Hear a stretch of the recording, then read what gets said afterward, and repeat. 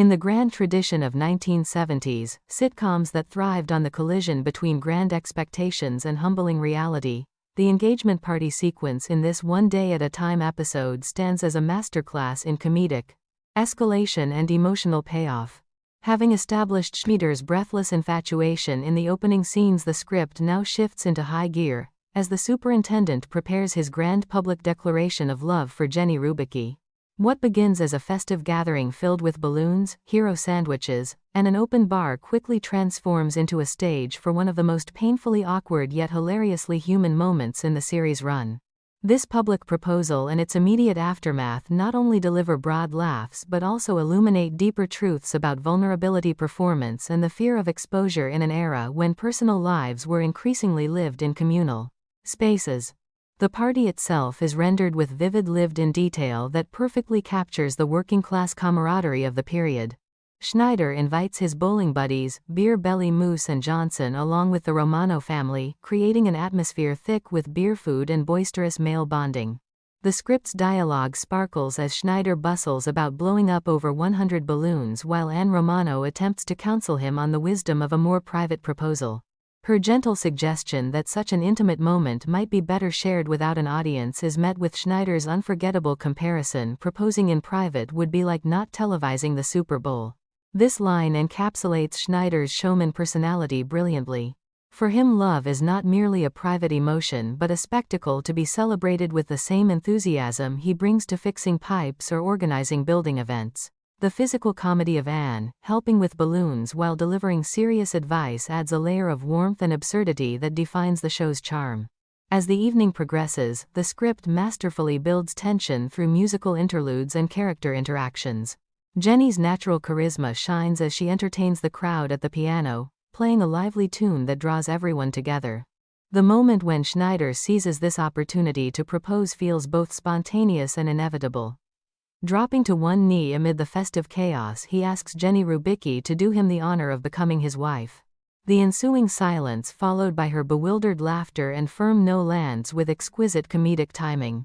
Jenny's response, "I don't think you understood what I mean," and later "you're a great quitter," reveals her own pragmatic wisdom earned through 2 previous marriages. She values Schneider's friendship and fun-loving spirit but recognizes that marriage requires a readiness she does not yet possess for him. The public nature of the rejection amplifies its sting, turning what might have been a quiet disappointment into a spectacle witnessed by Schneider's closest friends and the Romano women.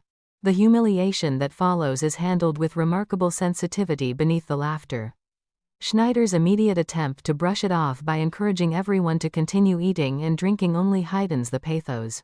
His retreat to deal with the building's heating issues provides a momentary escape, but the emotional fallout is profound.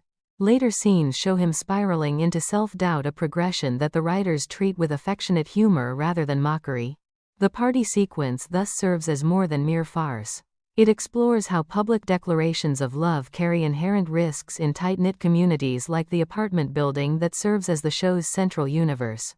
In 1970s America, where social connections were often forged in bowling alleys, neighborhood bars, and apartment complexes, the fear of losing face among one's peers carried significant weight. Schneider's very public misstep becomes a mirror for anyone who has ever risked embarrassment in the name of romance.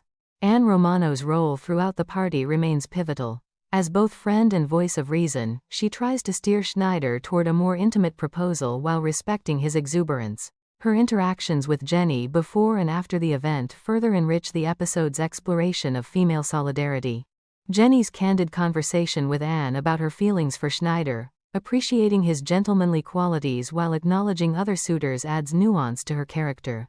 She is not portrayed as cruel or dismissive but as a woman who has learned from experience and refuses to rush into another marriage.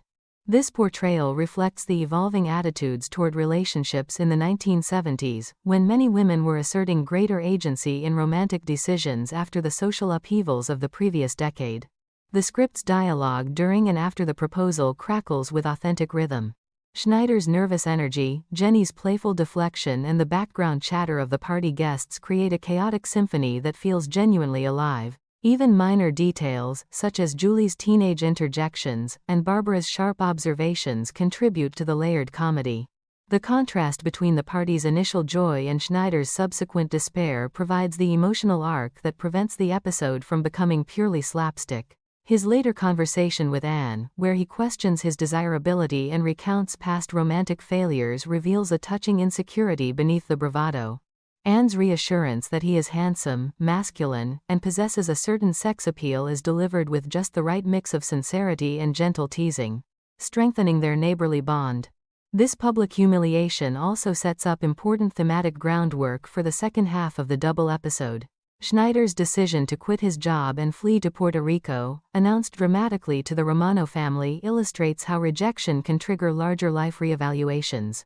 In the context of 1970s economic and social realities, his restlessness speaks to a broader cultural moment in which many Americans were questioning stagnant routines and seeking reinvention. The script uses Schneider's meltdown not to diminish him but to humanize him, showing that even the building's most reliable and bombastic figure can be wounded by matters of the heart. Through expert pacing and character-driven writing, the engagement party disaster becomes one of the episode's standout sequences. It balances broad physical comedy balloons, overflowing beer and chaotic dancing with quieter moments of reflection that give the story genuine heart. The performances implied by the dialogue suggest masterful comic timing, particularly in the proposal scene where anticipation gives way to awkward silence and then reluctant laughter. This ability to pivot from celebration to embarrassment and finally to compassionate understanding exemplifies why One Day at a Time succeeded so brilliantly in blending entertainment with emotional truth. Ultimately, the public proposal and its humiliating aftermath reinforce the episode's core exploration of love's complexities.